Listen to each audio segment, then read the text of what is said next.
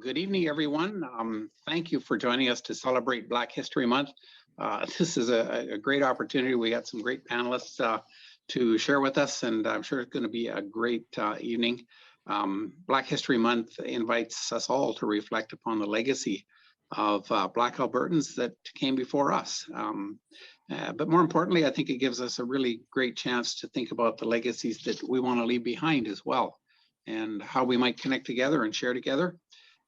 Because quite frankly, we're all in the act of making history right now.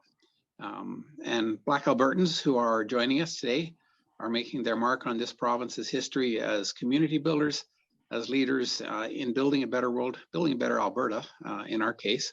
And that's through culture, through all their contributions as family and as community members, and through the businesses that they start and run. And so thank you for joining us, and thank you for your contributions here in Alberta.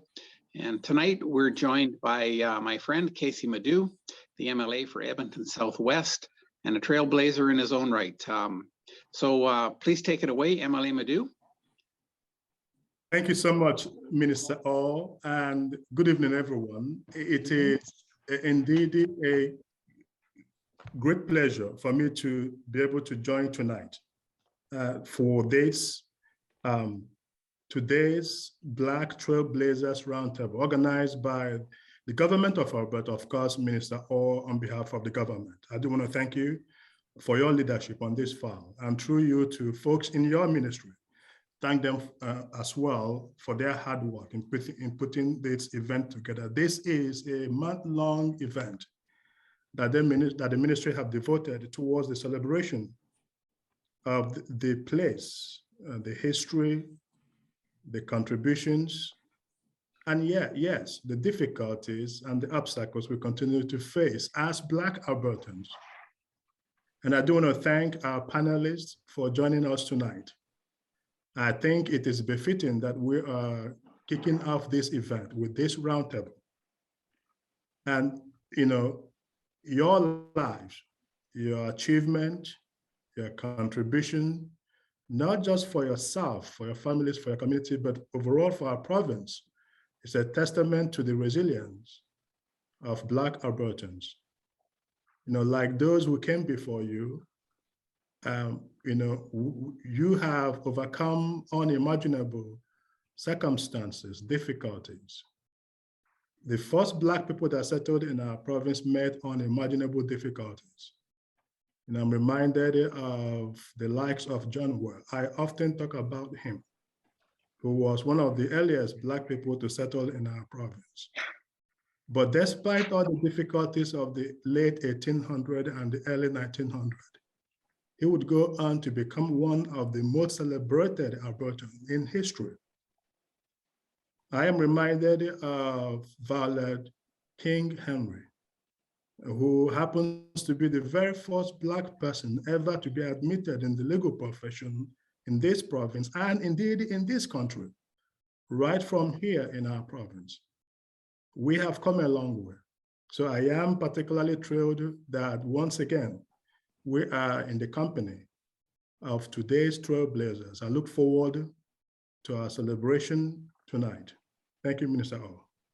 Our first, obviously, speaker or guest tonight is Dr. Simi Aderibiba. A little bit about Simi. Simi obtained her doctorate of dental surgery degree from the University of Alberta in 2020. In December 2020, Simi opened the doors to her own dental practice. Right here in the finest, greatest constituency in our province, Edmonton Southwest. Her dental practice is called Flourish Dental in Ambleside. Simi is a member of various nonprofit organizations, such as Black Canadian Women in Action and When Women Talk Africa. You know, before Simi opened her dental practice or completed her education here in Alberta, she also obtained her dental degree way back in Nigeria, I believe in 2003. I worked as a dental officer in various government agencies in Nigeria, before relocating to the United Kingdom with her husband. I should also add that Simi also practices dental work in Wetaskiwin, serving that great community when her time away from her own personal practice allows her. Without much ado, Simi, thank you so much for joining us tonight. Thank you, Minister Madhu. Thank you. Back to you. So, Simi, what we would like to do tonight, obviously, is a little bit about yourself, and then we have a few discussion topics that we would like to cover from each and every one of you. The first one, I'm not going to read out some of the things we would like to cover. The first one is, what advice would you give to aspiring Black entrepreneurs in Alberta? What can people of color do to empower themselves and each other in a constructive manner? Can you speak to the importance of creating a supportive network? What other ideas can you share with us today to guide the government in supporting new entrepreneurs? But before we do that, a little bit about your experiences so far. Thank you so much, Minister Madhu. Thank you for having me on this panel tonight. Hello, everyone. I'm Dr. Simi Aderibibe. A lot of people call me Dr. Simi. Like you said, Minister Madhu, I came to Alberta in 2015. We relocated from England. And when I came here, I realized that dental practice in North America is different from back home in Nigeria, where I trained, and in England. And so I took it upon myself to go back to school to educate myself, to be familiar with the systems and the practices in North America. And even though it was a very challenging journey going back to school at age 40, and people told me it was almost impossible being a Black person, also because I wanted to go to the prestigious University of Alberta. I had so many negative reports about, not getting Black students in, but I went for the exams. I did everything I was supposed to do, and I got an admission at the U of A. I completed the foreign trained program for dentists, foreign trained dentists. And after 2 years, I got my doctorate of dental surgery in Canada, which allows me to practice. And so, I thought about it. Being one of the few Black dentists, maybe I should open my practice. And that was what led to Flourish Dental opening its doors in December 2020. It hasn't been an easy journey, but with the community support and, some of the questions tonight will touch on that. I cannot overemphasize the support I have gotten from the Black community in Alberta. They've made it all worthwhile. I'm happy to be a mentor to young people wanting to go into dentistry. I open my doors, I let people come in. And that's a bit about myself. Based in Edmonton with my family.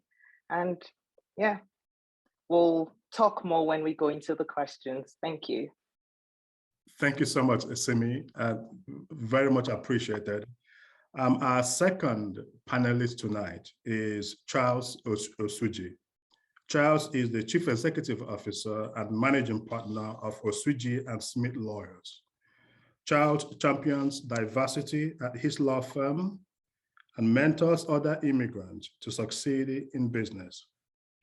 Charles immigrated to Calgary from Nigeria in 2011. I believe I got that right, Charles.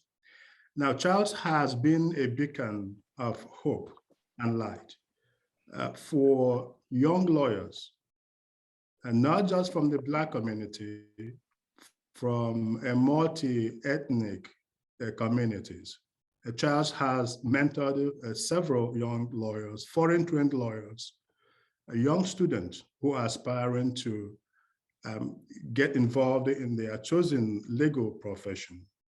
Charles has won numerous awards at the provincial level, at the federal level, at the community level, and at the professional level. He has been a great inspiration to the Black community. And I am, for one, thankful that we have folks like Charles Simi in this province for all of the work that they do. Without much ado, Charles, over to you. We would like to hear a little bit about your journey so far. Thank you, Ms. Madu, much appreciated. And thank you, Mr. Orr, for the opportunity to tell my story in this platform. As Mr. Madu did indicate, I came here in 2011. As many people would relate, you come to a new country, you're professionally naked, you only know a few people, and you're asking yourself, what the heck are you doing here? I went through all of those phases. And back to what Simi said, the support from the community is very, very important. I started with the support of my immediate family. From there, I branched out and connected to a few other people. I connected to the immigrant community through CRIAC. CRIAC stands for Calgary Immigrant Employment Council. I connected to the executive director. And mind you, at this time, I was running around in factories with my steel-toe boots and my hard hat and my yellow vest. And for once, I met with the executive director who had been in practice for over 35 years, sitting across from me and acknowledging me as a lawyer for the very first time. I do remember how that made me feel. Through him, I connected to Mr. Smith. Mr. Smith was my former partner in the law office. One of the challenges newcomers that are internationally trained lawyers face is finding articles, finding a place to intern. It's so hard to compete with folks that grew up here that have organically developed relationships. So I was very fortunate to meet with Mr. Smith. And I told him that, look, my interview with him was the first and only interview after over 6 months of looking for articles. People weren't even acknowledging my application for articles. People weren't even replying back. And fortunately for me, Mr. Smith, who at the time and still is more than 45 years older than I am, a white man born and raised in Calgary. He didn't know where I went to school. He didn't know what my university was. He didn't know my grades in school. He decided to reach out and give me an opportunity to article with him. 2 years later, I became a partner with him, and shortly thereafter, I took over the firm. At the time I took over the firm, we're about 5 people. Now we're about 20, and we're growing. Looking back in my journey is a testament to community support. Is a testament to people giving people chances. Is a testament to having a strong tribe of supporters. And that has really, really helped me in my journey. I try my best to give back. I've had over 10 lawyers become lawyers in Alberta through me in the last few years. I have volunteers coming, especially newcomers, people that wouldn't otherwise have an opportunity to have a fair shot. And then when you hear stories like Mr. Mado's story, and it just bolsters you to be better. As we go into the question, I think some of the tips I could share and some of the challenges I've had so far will become more manifest. Thank you again, Mr. Madu. Thank you so much, Charles. What an amazing story. And once again, thank you for all that you do and for all that you represent. Our third panelist tonight is Harriet Tinker. Harriet is the founder of Empowered Me, Inc., one of the leading personal development and training companies in our province. She is one of the most requested transformational speakers, inspirational life coach, blogger, chartered professional accountant, football official, ultra marathon runner, and philanthropist whose platform has reached and served thousands of people. Now, you can see that Harriet is, the big deal. Let me put it that way. In her, you find all kinds of talent. In her, you find, oftentimes we talk about the woman power. In her, you can see, the power that is in her. And she has been gracious enough to share her life experiences her success, the secret of her success with so many people, so many young women and men alike across our province, our country, and indeed our world. Harriet, we are grateful to have you tonight, and thank you for all you do. Back to you. Thank you, Minister, as well, Minister, or as well as MLA Madhu. I'm excited to be here, and I feel like an underachiever when I listen to everybody's story, but I always say our lives are not to be compared. We all have our own different lives. And for me, I worked for the city of Edmonton since I started off as a junior accountant. I finished my designation. I wanted to do something in the finance. In fact, my parents actually forced me to do this. As you know, African parents say, you came to this country, you must find a career, because my goal was to do what I wanted, and I wanted to be an international model. So they said, if you want to do that, go ahead and do it, and then come back and do what you needed to do, have a career in an area where you can find your own business, because it's not easy if you don't have an education. So I finished my modeling career, then I retired from the modeling industry, and then I decided to work on my education. Unfortunately, during my education journey, and I'm not going to bore you with the details, but just in summary, I was kidnapped, stabbed, and left for dead. And I had to learn how to walk, which was really ironic. I didn't know how to walk. I was gracing the runways, showing the latest fashion, and now I had to learn how to walk. So that was like ironic. I went through the mental health up and down, feeling sorry for myself. Why me? Why me? Anyway, to make a long story short, I recovered. I started working with the city of Edmonton as a junior accountant. Then I went up, and my very last position with the city of Edmonton was in the infrastructure funding department. And what I found, my turning point was when I was working with infrastructure, they had municipality sustainable initiative funding, and they had cut it. We were expecting more money, but we didn't have as much money. So as I'm working with different projects that we had decided should be approved for funding, I noticed that my skills were really above what I wanted to do. I wanted to do more. I wanted to have a job where I can be excited about waking up every day and saying, wow, I love my job. So I decided March 2020 that I was going to resign from the city of Edmonton for the salary that I was at and continue doing my own business. I was doing it on the side, but it was more like a hobby. Then I decided to put it full time. And as soon as I retired from the city, COVID happened. I was like, wow, the timing isn't great. So I had to reinvent myself. Anyway, since COVID, I have managed to get so many contracts with so many schools. I'm flourishing right now. But I will also share some of the challenges that I went through. It wasn't an easy road, but I'm excited to share some of my challenges so that anybody out there can also learn from me. And I especially work with young girls for the most part. That is kind of my target right now. Back to you. Thank you so much, Harriet. And I think we can all see why Harriet is a good fit for our Trailblazers Roundtable tonight. Merely listening to her blows your mind away. As she is a survivor, resilient, and in so many ways, an embodiment of that great Alberta spirit. I've always said that as Albertans, we don't quit. We may get knocked down, but for sure, we will always get right up. And I think your life and all of the struggles and challenges you faced sums that up. But here you are. We are grateful for your life, and thank you for being a part of our community. All right. So thank you so much, everyone. With that, I'm going to hand it over back to Rick. Rick will moderate, some of the discussion questions that we have for you tonight. Rick, are you there?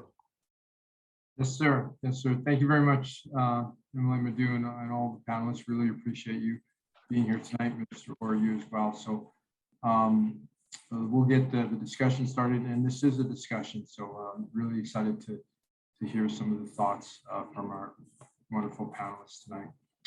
Dr. Simi, why don't we start with you with the first question? So the first question for you, Dr. Cindy, so what advice would you give to aspiring Black entrepreneurs in Alberta today? First, I'll start with it's important to believe in yourself, your skill set, what you have to offer, and your vision. You carry that vision. You've got to believe in it and know that you can deliver. Also, you'll need to identify ways by which you can offer your skills as a service to the community. So really for entrepreneurs, what you want is you're offering a service. You identify a gap in the community and you feel, okay, my skill set can provide, can make up for this gap. So you want to identify ways by which you can provide a service. You want to identify your target population. You need to have a population that you're focusing on and everything. Also, it's important to map out a practical strategy before you start. You need to know what you want to do. You need to seek support and guidance from people that have done similar things. And when you think you've got all that sorted, just go for it, launch yourself, But in the midst of all of that, you want to be open to feedback from people. You want to be open to constructive criticism about what you're doing. And I think I'll finish up by just stating these 3 points that I think are very important if you're an entrepreneur, and that's honesty. You've got to be honest, you've got to stick to what you say you deliver. So integrity is very important. You've got to be professional. And lastly, I think consistency is very important. So if you're thinking of becoming an entrepreneur and you're just starting, integrity, professionalism, and consistency is the key. So thank you so much. Oh, thank you. Thank you. Really appreciate that. Mr. Suji, same question for you, sir. Well, first of all, as an entrepreneur, kiss the 9-to-5 goodbye. Many people, they are attracted to the idea of being an entrepreneur, but then when they get into the nitty-gritty of it, it becomes overwhelming. Being an entrepreneur means you have to go above and beyond in whatever you're doing. Secondly, you need the support of people that have told the path that you're willing to toe. You cannot succeed alone. There's never a lone success. You have to have mentors, people that have reputation in that particular field, people that have trailblazed in that particular industry or in that particular space. You need to have those people around you in your corner. Number 3, you need to believe in yourself. And this is peculiar to newcomers or immigrants. You come to this country, you probably were established wherever you're coming from, and then you come here, you don't know anybody, and a lot of your dreams just remain dreams, and the courage to bring your dreams to reality isn't really there. Well, first of all, you want to be sure that they say courage is making decisions even though there is fear, even though you're afraid, not the absence of fear. That also leads to having very support group supporting all of your steps that you're taking in your business. Finally, I get this question all the time. How do you go from being 4 or 5 years in a country and you're running a mid-sized firm and you have all of these qualifications, you have all of these recognitions, you're taking care of so many lawyers in the firm. And I tell people that at the end of the day, fundamentally, people want you to help them go from point A to point B.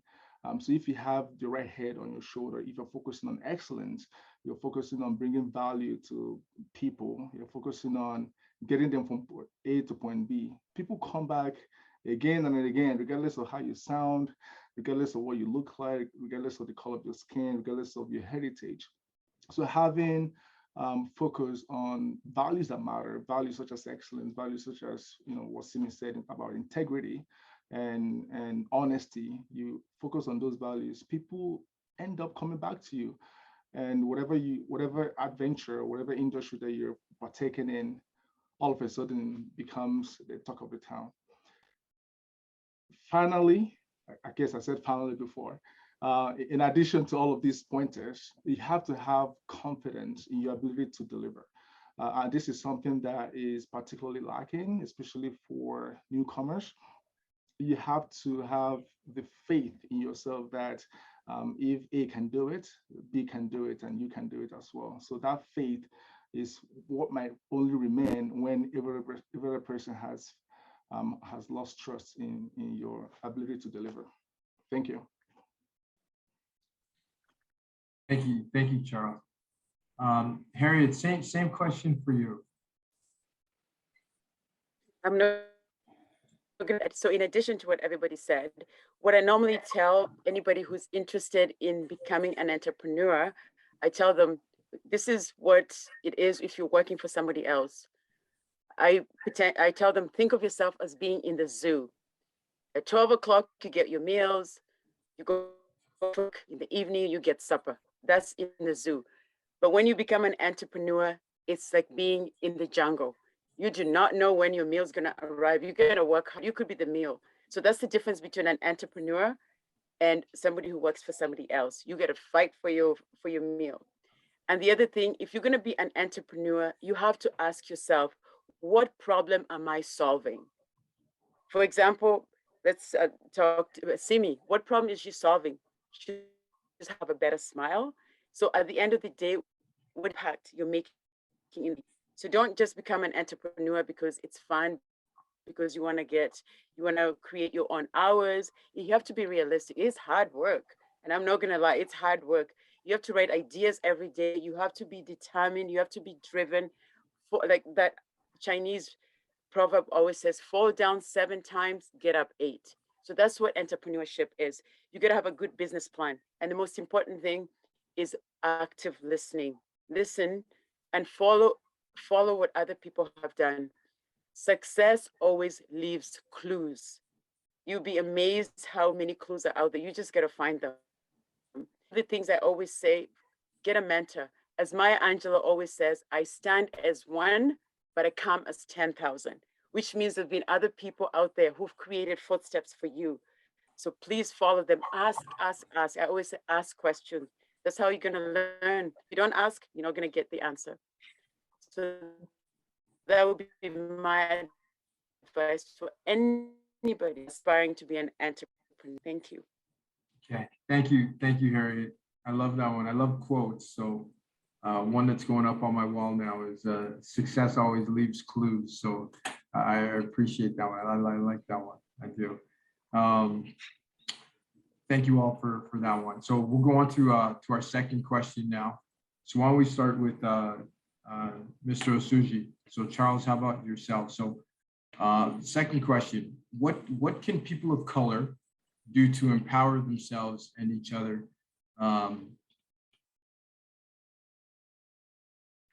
in a constructive manner? So what can people of color do to empower themselves and each other in a constructive manner? Charles, please go ahead. Absolutely. There is value in education. And education is not just what you learn from the four corners of the university or college. Education is being culturally integrated. This will particularly apply to newcomers like myself. You leave your comfort zone, you come to a new country. In as much as you're educated formally, there is still some levels of education that you still have to be familiar with in the new country, especially regarding how things are done, how you talk to people, how you mingle with people, how you maintain small talk, how you connect with people, people's cultural sensitivity. What are the things you could say in your home country, you cannot say them here? So education is very important. Being very educated in whatever space that you're looking to deliver on. This is something that many Black entrepreneurs could only get by associating themselves with equally strong entrepreneurs in the community. Like I said earlier, you cannot succeed alone. When I came here, I started connecting with Nigerian trained lawyers in Calgary. Through my connections with them, I was able to go beyond the immediate community and connections and connected with other people across the aisle. So education is very important, and associating yourselves with people that are successful in the field that you're on, or you're in rather, is equally important. And having a strong sense of community, and not forgetting where you're coming from. I could have easily been a lone ranger in my firm, just myself, or with two assistants, typing their life away every day. But I know where I'm coming from. I know that people have opened doors for me, and I have a duty to also ensure that people coming after me have a much easier journey than I had, and are able to connect and get ahead. So with that kind of mentality, or that kind of psychology, Black entrepreneurs grow and carry others along. I did mention earlier that in my journey so far, I've had about 10 people go through the firm. We just acquired a new building, and the plan is, instead of helping 20 people this time, I'm going to help 40 people at a time. And this is how community is built, and this is how progress is maintained and sustained. Thank you. Charles, appreciate it. Dr. Simi, same question for you to yourself. Thank you, Rick. So what can people of color do to empower themselves and each other in a constructive manner? So the first thing I'll say is continuous development, which Charles talked about. Yeah, you just need to strive to be better at whatever you're doing. There's always something you can do better. There's always something to learn every day. So just continually develop yourselves. You want to identify and network with like-minded individuals, people doing a similar thing as you. Get to know them, get to know what they're doing, how they're doing it, rub minds together, attend events together, go for brunches, just brainstorm with people, similar people doing what you're doing. With empowering ourselves, you also want to support other people's businesses. So, patronize people, whatever they're doing in your little way, support them. With social media now, you can follow people on social media, support them, interact with them. I'm still learning the social media game with my practice, but it's amazing how much you can do with social media. So that's a great way to empower people, just supporting what they're doing. And then you also, providing mentorship for people. So young upcoming entrepreneurs, provide mentorship for them. Offer support to people that are just starting in the business. And I said this earlier on, constructive feedback is very important. You have to be open to that. You have to listen to what people have to tell you and see what good points you can take from it and work on that. And I think lastly, I do want to say it's very important not to talk down other people's businesses. So you might not be familiar with their model, you might not be familiar with the way they're doing things, but every business model is unique, and all we can do is support each other. So do not talk down other people's businesses, find value in whatever anyone is doing, and just be a part of that supportive network. Thank you. Thank you, Dr. Sim. Thank you. Harriet, same question to you. What can people of color do to empower themselves and each other in a constructive manner? One of the things that I always say, if you want to empower each other, is build trust and ask for feedback. That is so important. Building trust is a very key to everything. And the second thing is develop a sense of pride in your heritage. and talk about mental health, because this is one thing in our community that we don't really necessarily talk about. Perhaps it could be, I don't know what that's saying. Sorry, I get distracted by that. In our community, we don't talk about mental health. I know when I grew up, we didn't really talk about it. And the pandemic actually made it for all of us to realize that mental health is actually real. We all need to talk about it. So in our community, as we're empowering ourselves, let's talk about what's happening within ourselves, what's happening inside. Let's not hide it in, keep it inside. I mean, we need to talk about these things, make it okay to talk about ourselves and our mental status. And the other thing, as we become empowered, when I think about empowerment, for me, I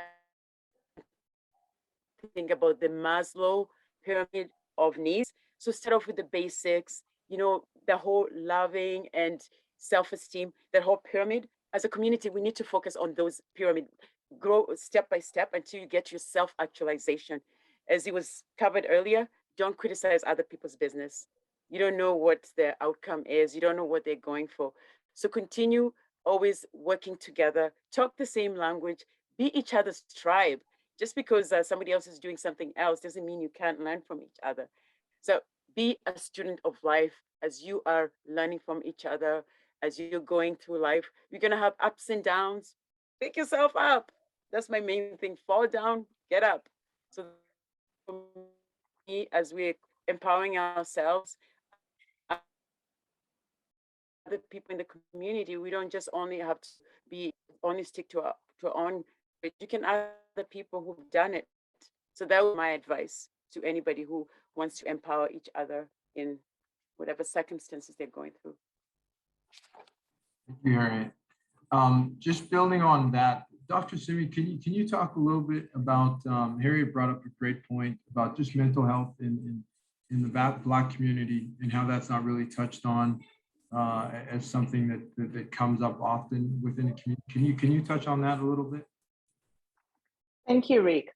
So with mental health, and like Harriet said, a lot of people, we don't talk about mental health like it's non-existent. But starting from the simple, I've heard someone say this before, that when people say I'm fine, it actually means they're not okay. Fine just means it's just, a blatant, oh, don't ask me any more questions. But you need to dig deeper, just find out how their day is going, find out how the business is going. Especially as entrepreneurs, we do face a lot of challenges. It's not easy starting off.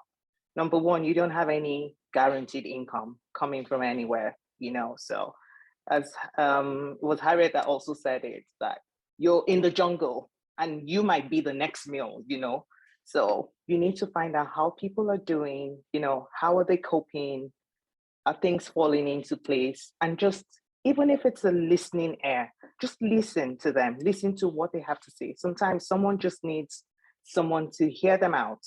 You don't have to offer anything like, you're not a psychologist or anything, but just be there to listen and offer a hug, just check on them regularly. How are they doing? These are little things that we could do just to make sure that, the other person is doing okay. So it's very important when we talk about community support, just make sure we regularly check in on others. You've not seen someone in a while, don't think, oh, they're too busy because they now have a business. Just knock on the door and, how you doing? How is it going? Is there anything I can help with? And little things like that, it goes a long way in just helping our mental health. Thank you, Rick. Thank you, Dr. Simi. Charles, kind of a follow-up for you, especially being a Black male. There is the perception that you have to be strong, that mental health should not be part of your who you are. What do you have to say about the mental health challenges within the Black community? Absolutely. Well, I'm not a psychologist, but I know enough to tell you that mental health is actually very serious. I do a lot of employment law, and in the last 2 years, I've had clients who took their own lives because of the way they were treated at work. The last experience was the client who had disclosed to his supervisor that he was struggling with mental health, and he was also struggling with being picked on in a group setting. He took some time away for 2 months, came back, and the supervisor did the exact same thing in front of the rest of his coworkers, and that was it for him. He took his own life, and nobody even noticed until 2 days afterwards, when his younger brother wanted to check up on him.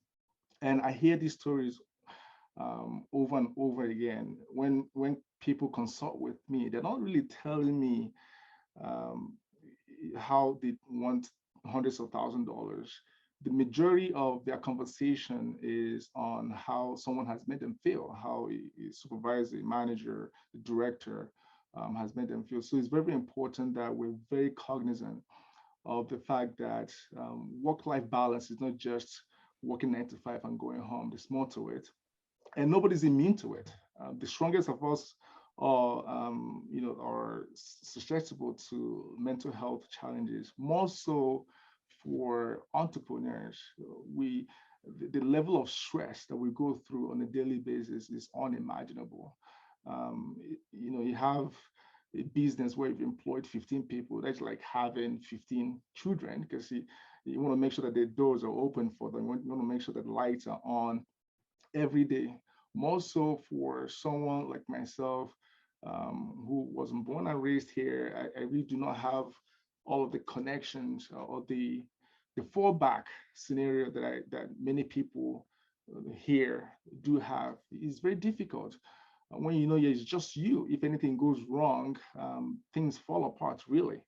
So it's very important to, as part of the last question you asked, Rick, about empowerment. I think empowerment is also reaching out to fellow entrepreneurs once in a while. How are you doing? Are you able to make payroll? Are you able to take care of your mortgages? How are things doing in terms of your taxes to the government? These are real concerns that an entrepreneur must be on top of these things, because if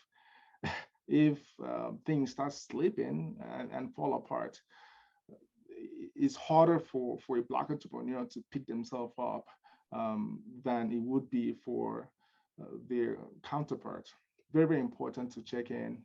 Very important to not just ask how you're doing, really, really find out how the person is doing, because the person is fighting a lot of battles. And it's unfortunate that some of us, we were raised in an orientation where it is manly not to be vulnerable. It's manly not to cry. It's manly not to express ourselves deeply. It's unfortunate, but it's important that that level of vulnerability is acknowledged and appreciated, because when you open up, people get to talk to you and connect and provide assistance. Back to the story that I just told, the parents of my client are yet to forgive themselves, because when he was gone for 2 months, they kept encouraging him to return back to work, that he could overcome whatever it is that was going through.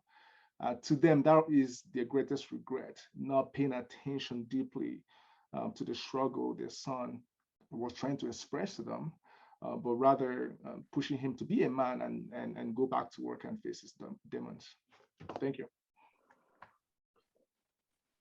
Thank you, Charles. Yeah, that is an important aspect within the community for sure.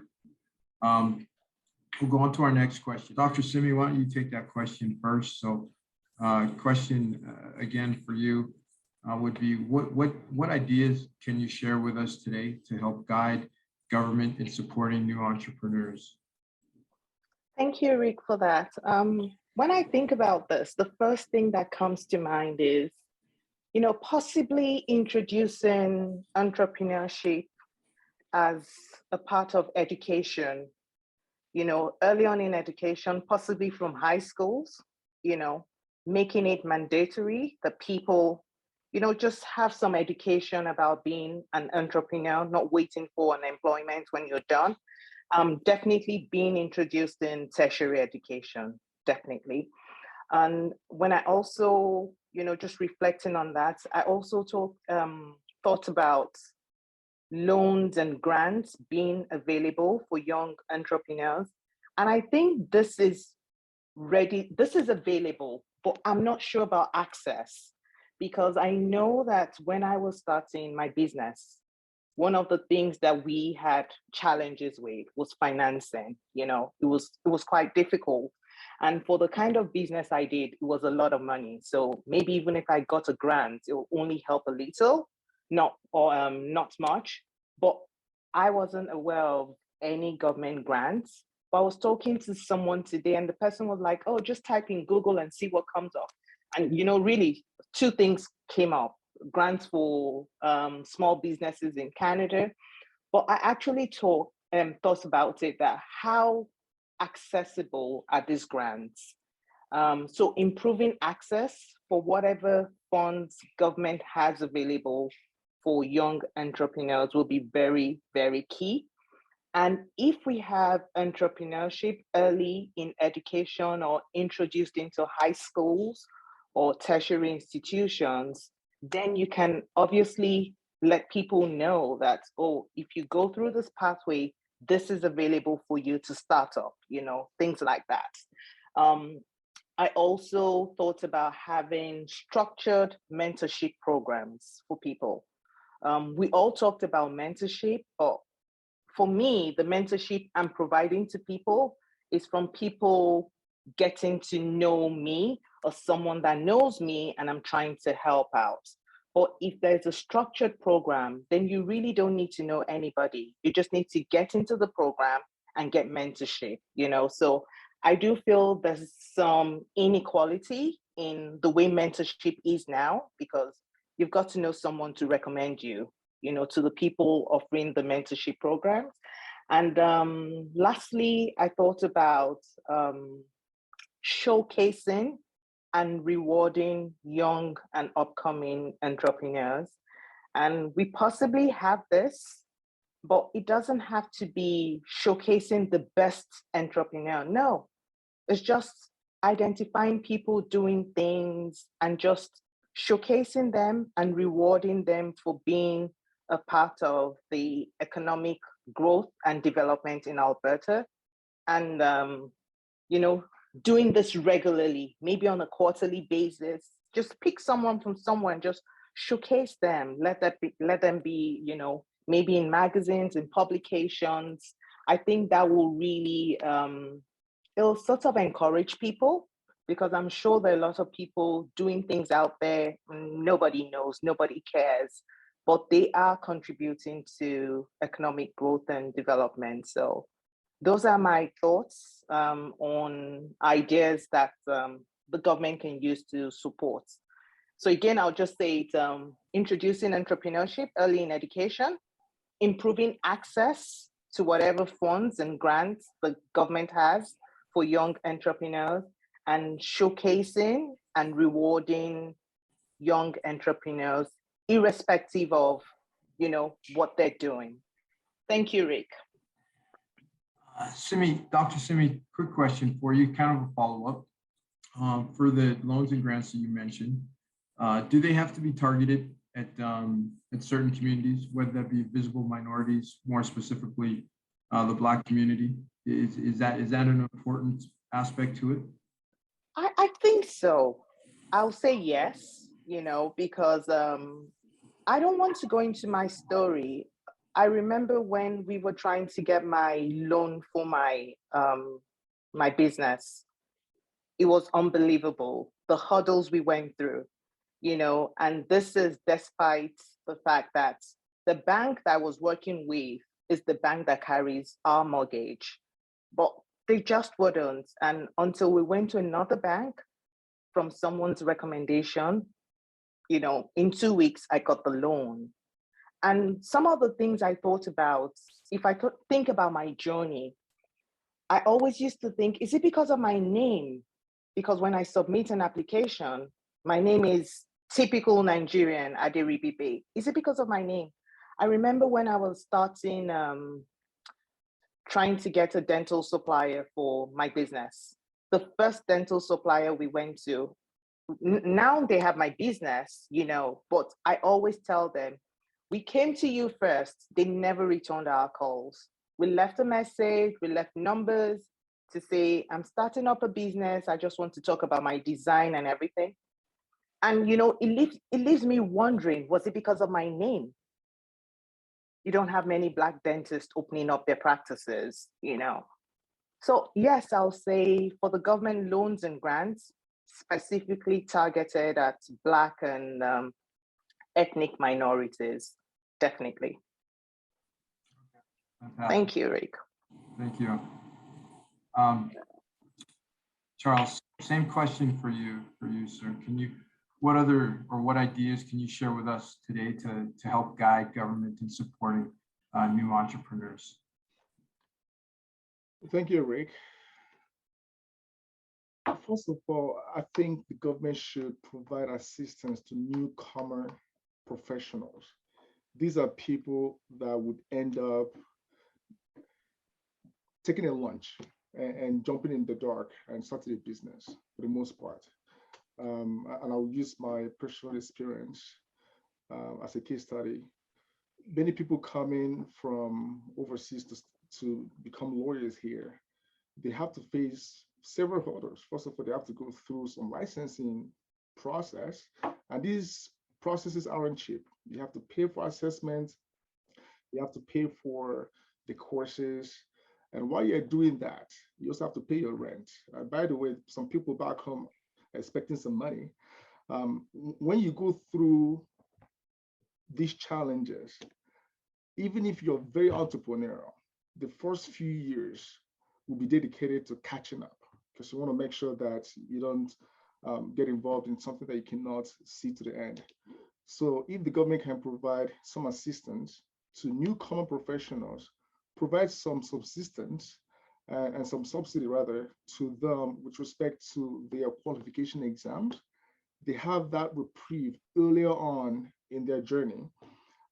They are able to make more meaningful and more courageous decisions down the road. Secondly, I think there should be support for people like me that are targeting peoples of color and newcomers and giving them opportunities. Every year I have at least 3 or 4 students, mostly internationally trained lawyers, and I put them on my payroll. That is about $250,000 in a year without any subsidy from the government. I do this because I've sworn to be able to help people coming after me, but many people don't want to do that because of the financial constraints. They don't want to give people the opportunity, not because they don't want to, but because they cannot afford to, and they're not equipped financially by the government to help them. Articling is a crisis because the individuals that will be hiring the students would have to pay them. Under the Employment Standards Code, you can't just have an articling student work for free and get away with it. You have to pay them at least the minimum wage. Many people are very reluctant in engaging in mentorship, helping people grow because they cannot financially afford it. If the government could cater to these two needs, the number of entrepreneurs would triple. Just as Simi has indicated, when I took over from Mr. Smith in 2017, I had to borrow over $1 million and nobody was talking to me. I don't want to mention the banks. I went to the banks and they wouldn't even talk to me because they needed to, they would ask you for your financial history and how many years you've been in Canada, what your credit is. And as a newcomer, you are disadvantaged naturally in those areas. If not for a particular woman that she didn't care what the paper was saying. She didn't care what the financial records indicated. She gave me a chance and loaned me some money. And here we are today. I've been able to give other people opportunity because of that singular gesture. But many people aren't as lucky as I was. Many people aren't as lucky as Dr. Simi was. Many people want to help, but just do not have the ability to help. So if the government can help newcomer professionals subsidize some of the cost of their licensing, that way they don't have to go from check to check. Secondly, if the government can provide assistance to employers who are targeting people of color, who are targeting people that have unparalleled challenges in terms of heritage, where they come from, and ability to set up a business, that would make a lot of difference in the entrepreneur journey of so many people. Thank you. Right. Thank you, Charles. Thank you very much. Harriet, I'm hoping that your connectivity a little bit better. Would you like to offer any thoughts on that question as well? Oh, you bet. I decided to be on video off so that I can save on my bandwidth. Now, as far as money goes, I think we've already covered that extensively. But one of the things I also wanted to add to that, because being a chartered professional accountant, I'm always thinking, how do we maximize our money? And most small businesses operate week by week. So cash flow is always an issue.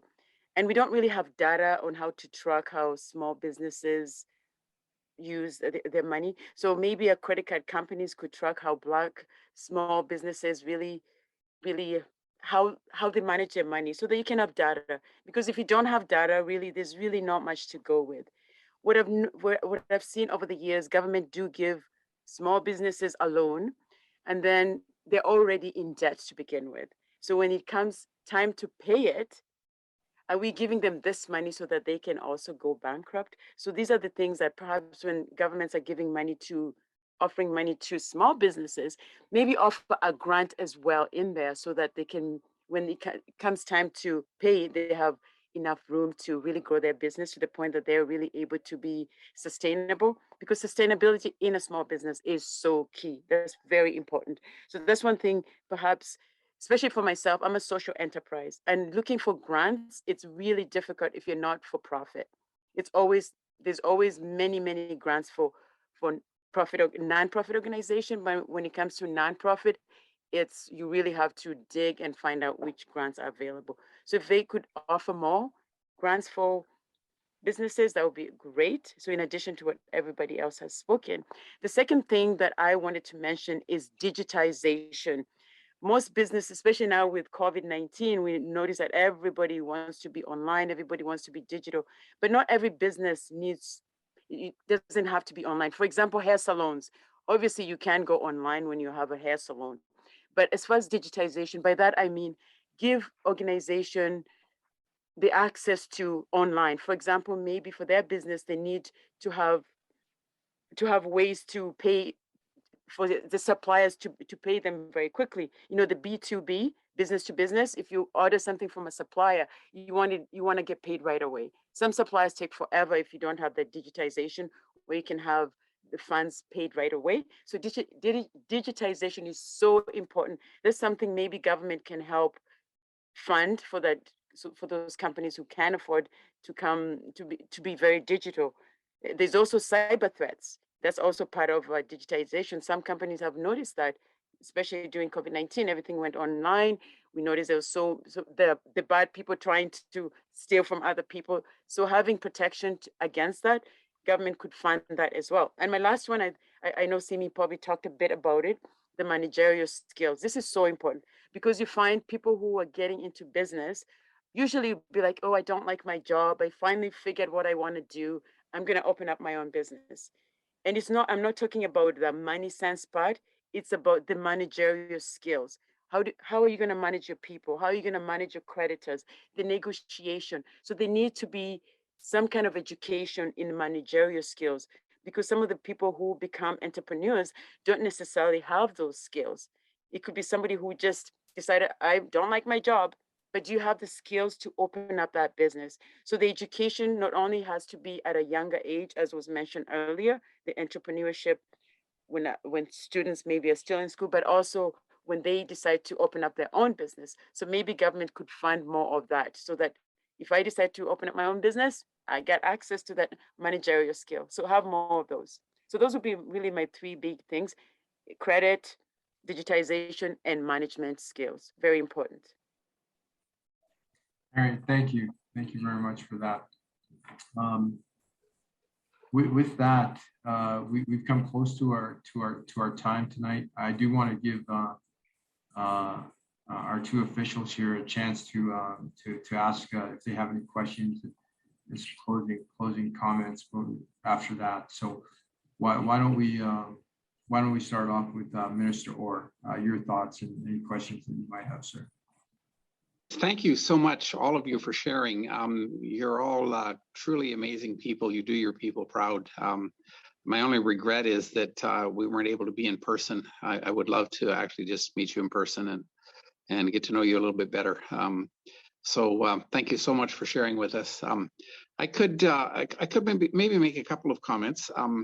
I can only speak for my own department, and being culture and tourism, I do focus a lot on the nonprofits, so that is much of the direction that I go. But through the Alberta Foundation for the Arts, we do support them, and they actually do some grants and some supports for artists, whatever art form you might have. So there may be some opportunities there for entrepreneurial approaches to arts professions, and many arts people are in fact entrepreneurials. They do their own business, so there may be some opportunities there as well. I can also say that if you check with Jobs, Economy and Innovation, I know that they have a program currently. I don't know all the details, but with regards to being able to do online business with regards to digitization. It's called, I think it's called Main Street Alberta. I'm pretty sure if you Googled that, you would be able to find that. If not, you can always check with my office and I can get it for you, the exact web address. But mostly, you know, I just want to say what a wealth of knowledge you have all shared, incredible resources. Appreciate your thoughts and what you've shared, and you're doing great, amazing work, amazing stories, and I'm sure that the role models that you're portraying will help many young people following in your wake. So thank you, and yeah, I'll just leave it at that. Thank you. Thank you, sir. Thank you, Minister Orr. Emily Madu, your thoughts or any questions that you might have, sir. Thank you so much, Rick and Minister Orr. Thank you so much again for this great evening. Let me thank all of our panelists. I think that they have shown us tonight why it is important for us to have these celebrations. And oftentimes these are members of our community who are hidden from the public eye, who are hidden from government. Government rarely knows the presence of these individuals. You can tell the trajectory of their lives. They have spent their entire life going to school, making sure that they have their accreditations, requalifying for their various professional bodies, working in public service, running businesses by the side, with all of the challenges that comes with being a new immigrant. And their stories are amazing. Their stories empowers us, it inspires us. And, you know, I remember when I wanted to go into public life in late 2018 and early 2019. And it was stories like this that I wanted to make sure that those with the political mandate to govern our province are able to hear these voices and see the diversity of the strength in our people from different walks of life. So I do want to thank you for sharing your stories, your successes, the difficulties with us tonight. I do have one appeal to each and every one of you. This province needs you. This province needs to hear your stories amplified I want the powers that be, politicians, public servants, to get to know that you are there. Because it is only when we know that you are there and your stories, the difficulties that you face, that government can then turn their attention in how to develop public policies and programs that will begin to address many of the challenges that you've identified for us tonight. And our province, at the end of the day, is going to be stronger, more resilient, more successful by making sure that all of us succeed, and that government programs and policies reflect all of the struggles that we face. Now is your turn. You walk on the footsteps of those who came before us. I talked about in my opening remarks the likes of John Ware, the likes of Ballard King Henry, and so many other early entrepreneurs, who met unimaginable circumstances. They created wealth and businesses. And now that mantle has been handed over to us. And it is critically important that we help build our community, that we help build our province. And when we do, we can be confident that our people are going to be all right.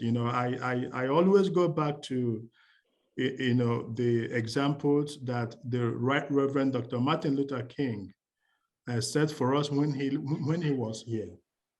When he was talking about, there was an interview that he granted where he was asked, why is it that the Black people of that particular time had so much difficulty in making sure that they take their rightful place? And in so many ways, the stories that you have told today is reflective of what Dr. Martin Luther King said then, and this was in the 60s. And Dr. Simi Charles and Harriet touched upon them. The lack of access. Knowledge oftentimes can be so powerful. Knowing where to go to, who to speak with, and things like that.